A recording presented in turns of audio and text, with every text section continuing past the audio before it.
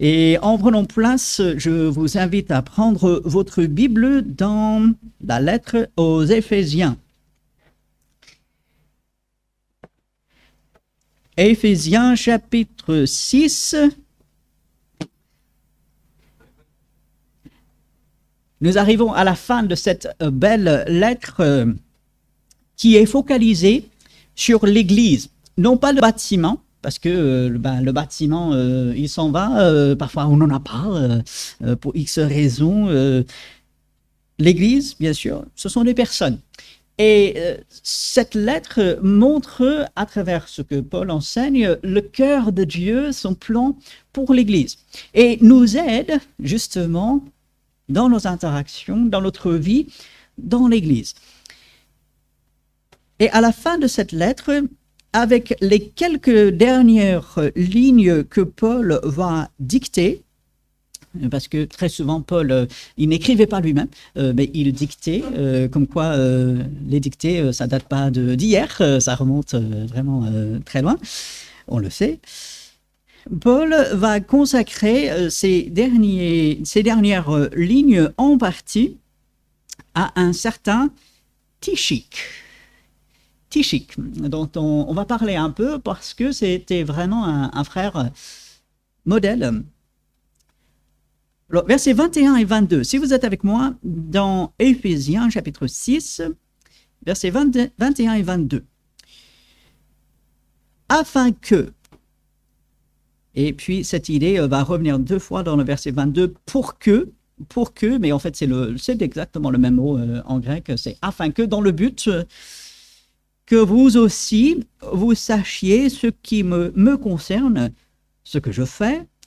Tychik, le bien-aimé frère et fidèle ministre dans le Seigneur, vous informera de tout. Je l'envoie exprès vers vous pour que vous connaissiez notre situation et pour qu'il console vos cœurs. Que Dieu bénisse sa parole et qu'il l'utilise dans notre vie aujourd'hui. Nous parlons énormément de l'apôtre Paul. Même dans le monde, on parle de Paul, on va parler de Saint Paul, voilà, pratiquement tout le monde connaît Paul. Qui connaît Tychik? Peut-être c'est une des premières fois que vous avez entendu ce nom. Moi, je ne connais pas personnellement qui que ce soit qui s'appelle Tychik.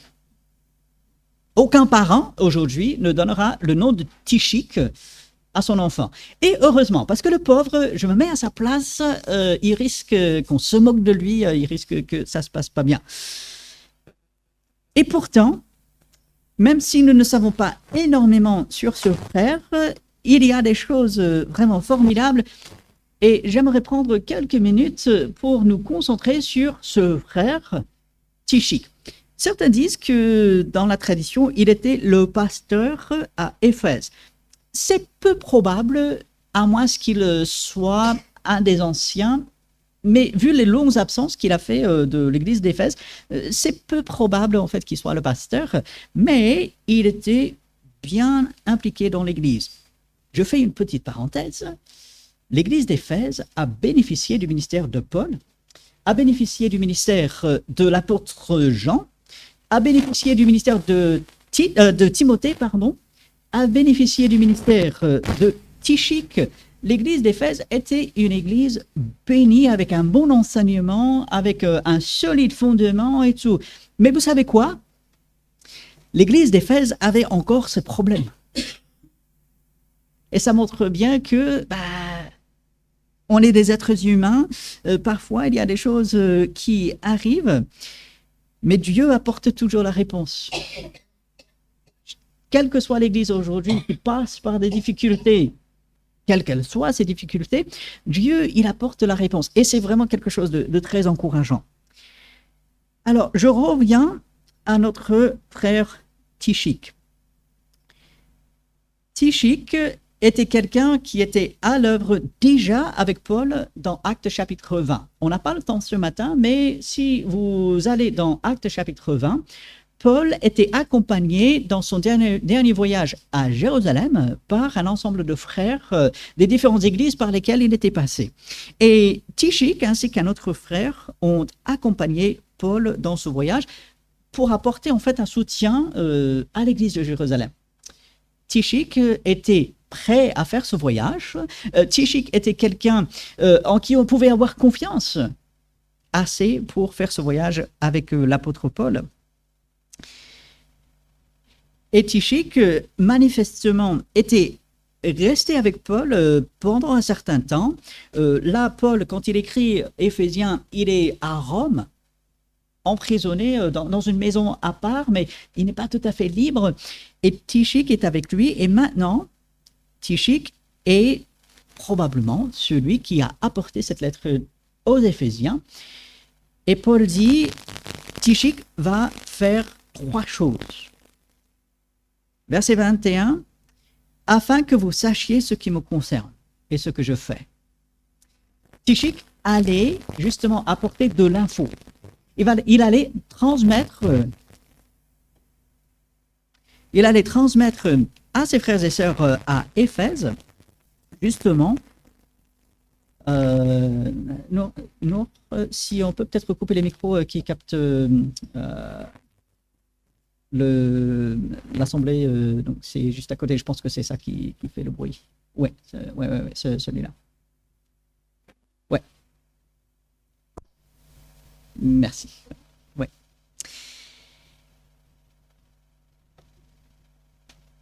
Tychik, donc, apporte cette lettre aux Éphésiens, mais avant de faire cela, il est avec Paul à Rome. Il souffre comme Paul. Il est prêt donc à être auprès de Paul, quelles que soient les conséquences de cela. Et il va informer l'église d'Éphèse en ce qui concerne les conditions de Paul, ce que Paul arrivait à faire également. Et bien sûr, il fallait cela parce qu'il n'y avait pas de téléphone, il n'y avait pas d'Internet. Paul ne pouvait pas mettre sur son mur Facebook, voilà, je suis... non, il ne pouvait pas envoyer un texto avec son téléphone. Donc, il envoie Tychik. Et puis, verset 22, c'est assez intéressant. « Je l'envoie exprès vers vous. » Paul dit, cette lettre que j'écris, elle doit être apportée à l'église d'Éphèse. Qui va aller? Tychik, je l'envoie exprès vers vous pour que vous connaissiez notre situation. Donc, qu'il explique quelles sont les conditions de détention de Paul, ses possibilités de témoigner également, tout ce que Paul faisait, que vous connaissiez notre situation, et puis à la fin du verset, pour qu'il console vos cœurs. Tychik allait apporter peut-être des nouvelles un peu tristes. Ah mince, Paul, il est dans les chaînes. Regardez chapitre 3, verset 1. Pour lesquels je suis dans les chaînes. Paul était enchaîné pour l'évangile. Ah, ça pouvait attrister les Éphésiens. La condition de l'apôtre Paul, ses limites, ses difficultés, ses attentes pouvaient attrister les Éphésiens. Et Tychik était là pour consoler les cœurs. Ce frère, il est vraiment remarquable. Et lorsque moi, je suis en contact avec les autres, comment est-ce que moi, je peux consoler lorsque c'est nécessaire? Comment est-ce que je peux transmettre des infos? Est-ce que je suis comme Tychik dans ce sens? Et puis, je reviens au début du verset 21. J'envoie Tychik et regardez comment Paul il va décrire ce frère. Le bien-aimé frère. Il va employer cette même expression en Colossiens. Si vous regardez dans Colossiens chapitre 4, les versets 3 et 4, Paul va employer presque les mêmes mots pour décrire Tychik. Alors, Éphésiens, Philippiens, Colossiens, écrits à peu près au même moment. Donc, Paul, il est un peu dans la lancée, mais quand même, il prend le temps d'écrire sur cet homme qu'il apprécie, bien-aimé frère. Parfois, on donne l'impression de l'apôtre Paul de quelqu'un tellement sûr de lui, quelqu'un tellement dans la parole, qu'il est presque distant et froid.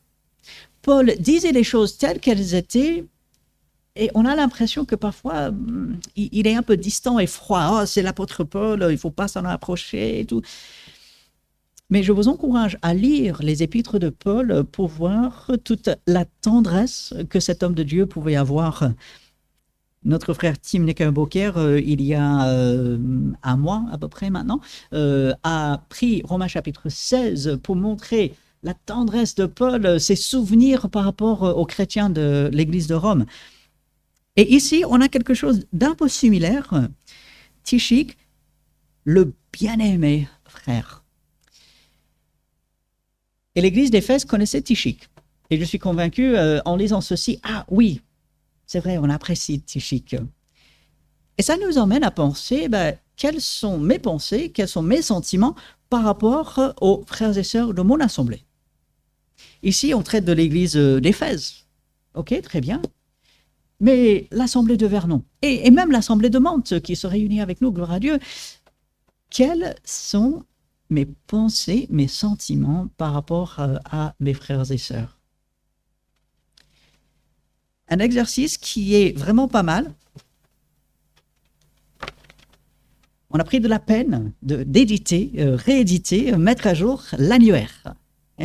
Si vous ne l'avez pas, n'hésitez pas, vous prenez, et on va devoir sûrement encore le faire à l'avenir. Et là-dedans, qu'est-ce que vous avez? Vous avez les coordonnées des personnes dans l'Église. Pas simplement des membres, bien que ces coordonnées sont là, mais toutes les personnes, du mieux que nous pouvons, des coordonnées des personnes qui sont là. Pourquoi? Pour pouvoir s'encourager. Et un exercice que vous pouvez faire, c'est vous commencez au début de cette liste. Et en l'occurrence, vous allez trouver qu'il y a une famille qui s'appelle Akiki, qui est là en tête parce que ça commence avec A. Donc c'est juste comme ça. Je prends juste le A. Vous pouvez aller à la fin, Villemé. Et puis il y a toutes les familles entre. Et vous prenez une famille. Et vous lisez les noms. Ah, un tel et tel. Parfois la personne célibataire. On marque leurs enfants. On marque leur adresse, numéro de téléphone, adresse mail. Et examinez ce qui se passe en vous lorsque vous lisez ces noms. Vous prenez la liste et quels sont vos sentiments envers vos frères et sœurs lorsque vous lisez leurs noms, lorsque vous pensez à eux. Ah, là, je sais que telle ou telle personne souffre dans son corps. Ah, peut-être que je vais l'appeler. Si j'ai la possibilité, peut-être que je vais faire une visite. Ah, telle ou telle personne passe par un moment de découragement. Telle ou telle personne, ah, peut-être on a eu un différend. Ah, telle ou telle personne, et on peut imaginer toutes sortes de scénarios. Lorsque nous réfléchissons à nos frères et sœurs de l'Église, quelles sont nos pensées? Est-ce que je peux dire mon bien-aimé frère, bien-aimé sœur? Paul pouvait dire de Tychik et bien d'autres, mais là il cible en particulier Tychik. Il est le bien-aimé frère. Et puis, cette deuxième caractéristique de Tychik, c'est assez incroyable. Fidèle ministre dans le Seigneur. Cette même phrase va revenir dans Colossiens chapitre 4. Comme j'ai dit, je vous encourage à noter ce passage si ce n'est pas encore fait dans votre Bible. C'est presque les mêmes expressions. Fidèle ministre dans le Seigneur. On va retrouver Tychik. Son nom va revenir dans 2 Timothée chapitre 3, dans 2 Timothée chapitre 4, dans Tite chapitre 3. Il était auprès de ceux qui servaient. Il était au service du Seigneur et ministre, en fait, c'est tout simplement serviteur, c'est celui qui sert. Fidèle. C'est sur ce mot que j'aimerais mettre l'accent. Paul considère Tychik comme un fidèle ministre. Et il est intéressant que ce verset vient à la suite de toutes les armes de Dieu que Paul va donner dans les versets précédents. La semaine dernière, nous avons parlé de toutes ces armes de Dieu, de la prière, de persévérer dans la prière, de se revêtir de toutes les armes de Dieu, afin de pouvoir tenir bon, afin d'aller au bout. Et dans un monde qui est difficile, dans un monde où on va à droite et à gauche, dans un monde où on commence une chose et peut-être on ne va pas jusqu'au bout et on dit, bon, j'ai commencé ça, mais ça, c'est pas grave, je vais aller là, et après je vais aller là. Tychik, il est un modèle de fidélité, on peut mettre le mot persévérance. Je suis convaincu que Tychik était quelqu'un qui se revêtait de tous les armes de Dieu tous les jours. Sinon, il n'aurait pas pu tenir. Et on va dire, oui, mais c'est normal, Tychik, il était enseigné, il était encadré par l'apôtre Paul, il a eu un bon enseignement et tout. Oui, et nous, aujourd'hui, parfois on envie les gens du passé. On dit, ah, si seulement on ne se rende pas compte de la grâce que nous avons d'avoir toute la parole de Dieu. Gloire à Dieu pour les exemples dans l'Ancien Testament, les exemples des frères et sœurs dans le Nouveau Testament, mais nous sommes encore plus bénis qu'eux. Nous avons un plus grand privilège, et on peut dire, oui, pour eux c'était normal, mais pour nous c'est tellement dur et tout. Non, certes c'est dur pour nous aujourd'hui. On a à faire face aujourd'hui à des choses que Tychik ne pouvait même pas imaginer, que Paul, dans ses rêves les plus fous, il n'aurait jamais pu imaginer. Et pourtant, nous avons également cette parole devant les yeux. Et Tychik était un fidèle ministre dans le Seigneur. Il va dire la même chose aux Colossiens, comme quoi Paul voulait que ça se sache. Paul voulait mettre l'accent sur le fait que Tychik, il était là. Et on pouvait compter sur lui. Et qu'il allait jusqu'au bout. Tychik, vraiment, un exemple à suivre. Mais on se pose la question, je l'ai posée tout à l'heure en apportant un peu de réponse, mais comment est-ce possible? C'est bien beau de dire Tychik, il est fidèle. Mais moi, je ne suis pas Tychik, moi je m'appelle Robert. Et puis vous, voilà, chacun son prénom. Tychik, comment il a fait? Il n'y a pas de mystère. Tychik était avec Paul, ça voulait dire qu'il était régulièrement dans la parole. Paul, lorsqu'on connaît sa vie, il était toujours auprès de la parole de Dieu. Il était en communion avec Dieu. Il était dans la prière. Et Tychik, voyant cela, étant enseigné par cela, c'est ça qui aide à tenir ferme. Et puis, Tychik continuait dans le ministère alors que ça pouvait être difficile. Tychik a accompagné Paul pendant ses voyages. Il était à Troas, il était à Antioche, il est allé jusqu'à Jérusalem. Il a sûrement fait le voyage jusqu'à Rome avec Paul, ou du moins, il est allé par la suite à Rome retrouver Paul. C'est avant les voitures, c'est avant le train, l'avion, c'était un voyage long et difficile, souvent dangereux. Paul, il a quand même fait naufrage. Mais Tychik était prêt, coûte que coûte, à persévérer dans ce ministère auquel Dieu l'appelait. Et puis, Paul précise bien, il est fidèle ministre dans le Seigneur. Parfois, on se trompe un peu de cible. Parfois, on dit, je veux être fidèle parce que un tel ou tel. Je vais être fidèle à une personne, je vais être fidèle à une église, je vais être fidèle à une communauté. Et ça, c'est important. Mais j'aimerais qu'on mette l'accent ce matin sur le fait qu'on est fidèle tout d'abord au Seigneur. Si je ne commence pas avec le Seigneur, je me trompe. Ne soyez pas fidèle à cette église parce que moi, je suis le pasteur. De grâce. Okay? Ne soyez pas fidèles à cette église parce qu'il y a telle ou telle personne qui vient. Ne soyez pas fidèles à cette église parce qu'on a du chauffage. Okay? On est content pour le chauffage, on est content pour l'électricité, on est content pour le bâtiment, mais non. On est fidèles à l'église et je dirais on est fidèles les uns aux autres. Pourquoi? Parce que c'est au Seigneur qu'on est fidèle. Un bâtiment peut disparaître. Notre liberté même de nous réunir peut disparaître. Dans 100 ans, si Dieu tarde, je ne serai pas là. Et vous non plus. Ce sera quelqu'un d'autre.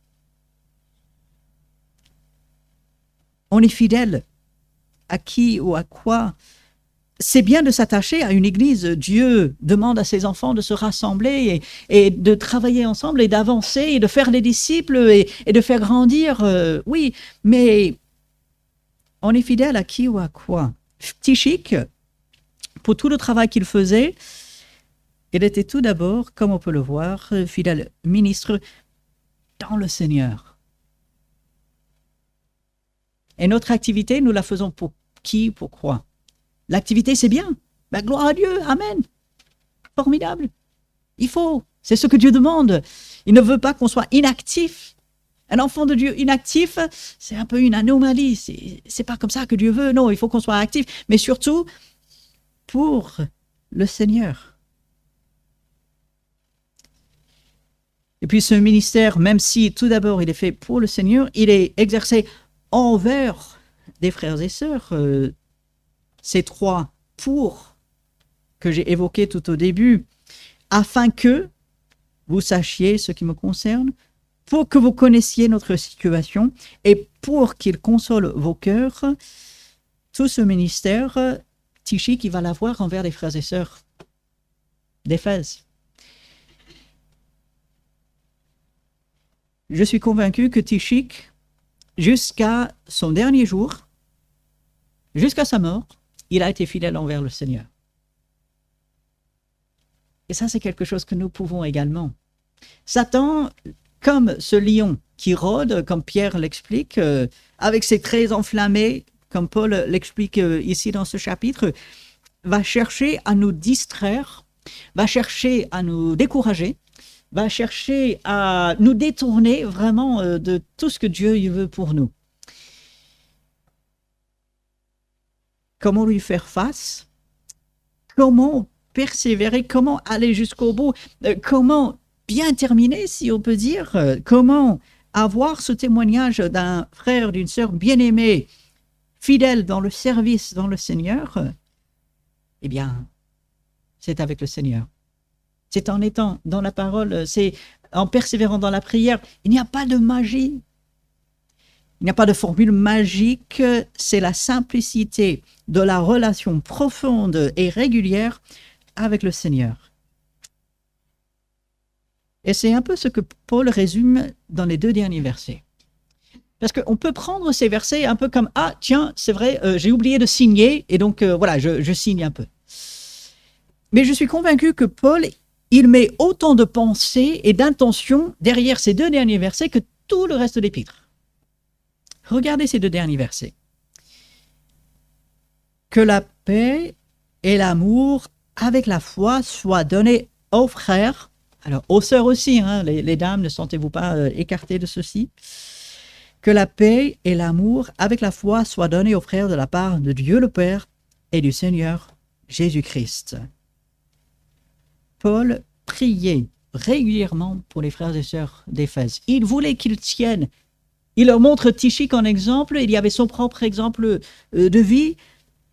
Et Paul prie pour que ces choses soient évidentes, la paix, l'amour, la foi, tout cela soit évidente et grandisse dans la vie des frères et sœurs d'Éphèse. La prière. Pourquoi prions-nous? Parce que nous en avons besoin, parce que Dieu nous demande de le faire, et parce que c'est efficace. Nous prions et Dieu répond.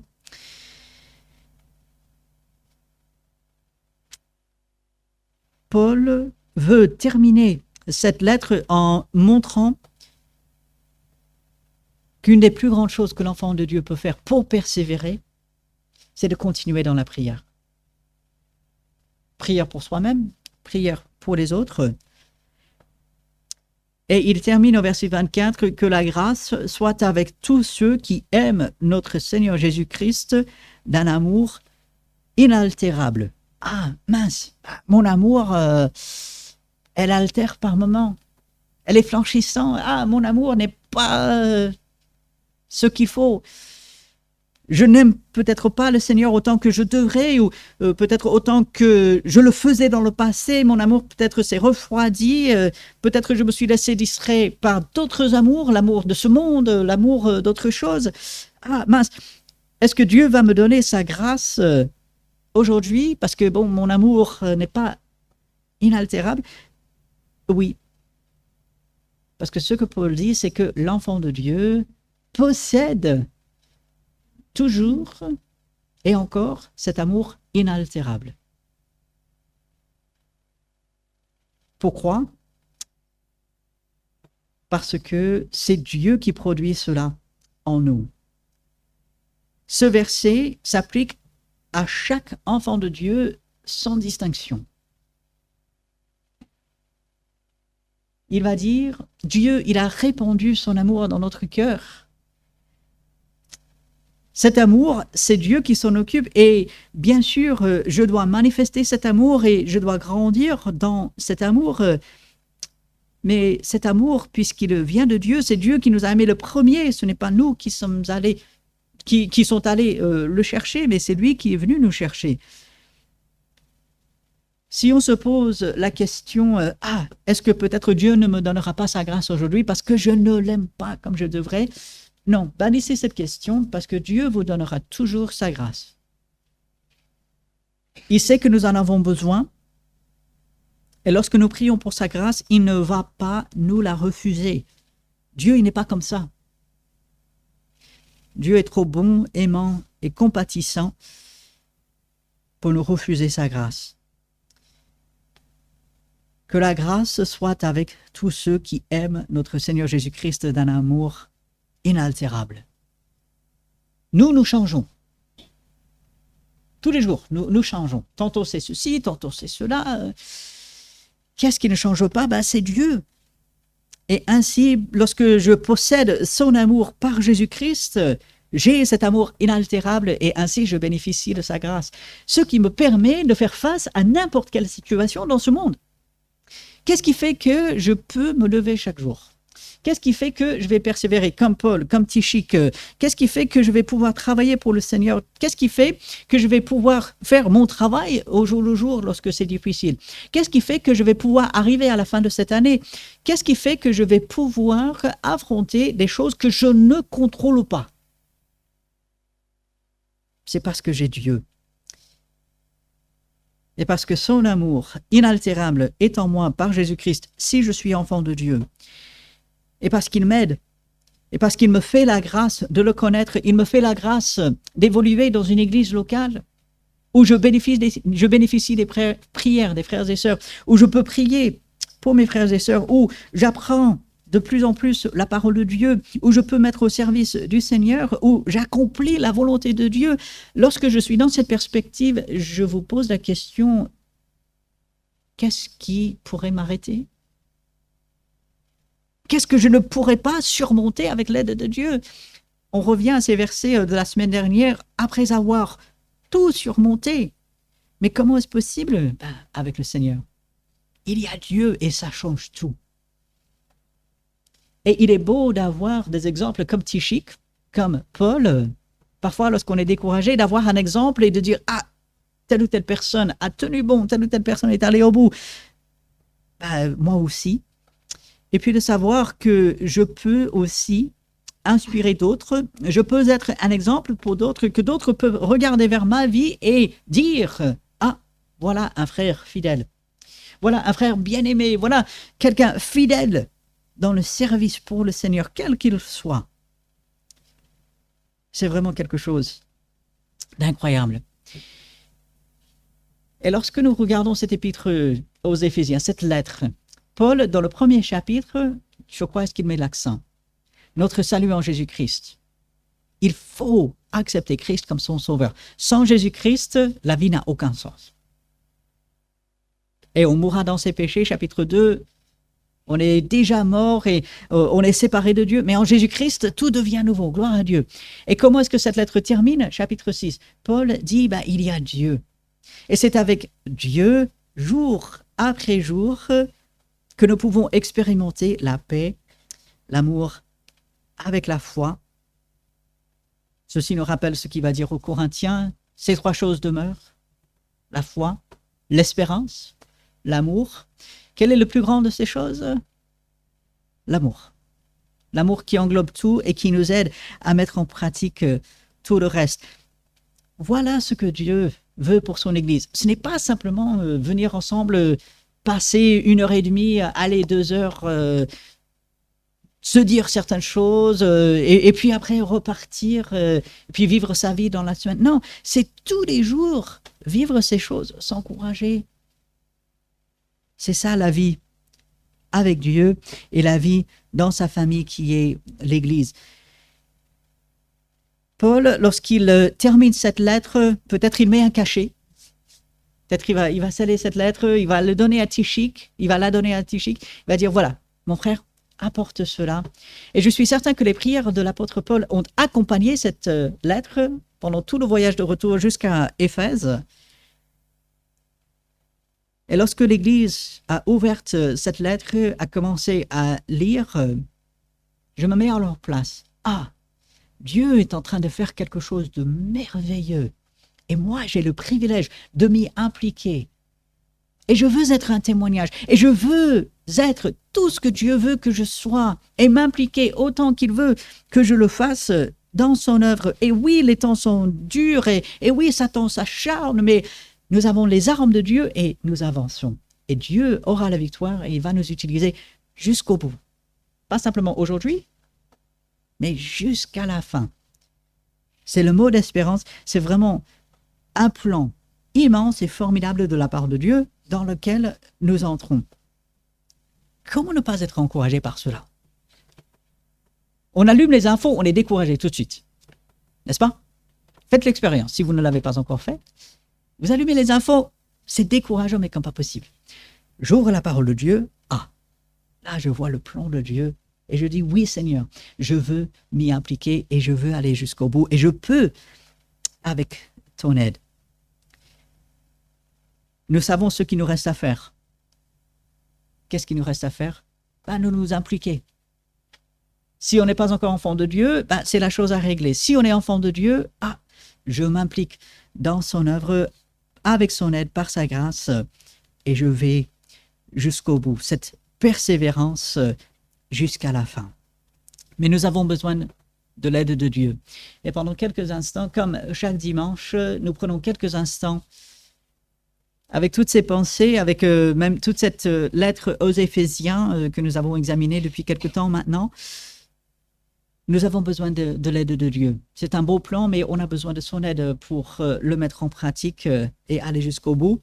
Alors, pendant quelques instants, dans le silence, devant le Seigneur, on va s'examiner, on va se remettre en question devant Dieu, on va demander son aide. Et au bout de quelques instants de silence, je terminerai par une dernière prière. Seigneur, nous appelons à ton aide parce que nous sommes insuffisants pour ces choses. Tu vois les difficultés, tu vois les obstacles, tu vois tout ce qui peut entraver notre route.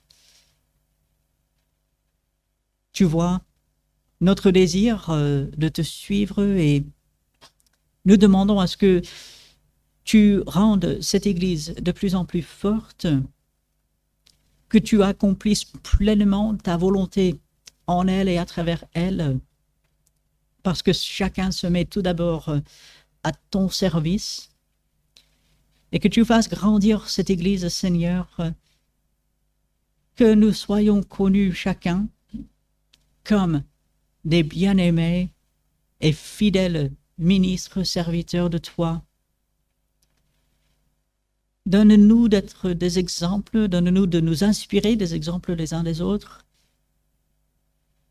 Que ta grâce, ta paix avec la foi nous accompagne jour après jour. Nous avons besoin de toi, Seigneur. Aide-nous, fortifie-nous pour la semaine qui est devant nous. Et nous implorons toutes ces choses en ton nom. Amen. Je vous laisse avec un dernier verset de la parole de Dieu, Matthieu chapitre 28. On était beaucoup dans Matthieu aujourd'hui, mais c'est légitime parce qu'il y a de beaux versets comme celui-ci qui termine cet évangile. Voici, dit Jésus, je suis avec vous tous les jours jusqu'à la fin du monde. Voilà notre espérance, voilà notre force. Allez, avec la paix, la bénédiction de Dieu. Très bon dimanche à chacun. Saluez-vous les uns les autres.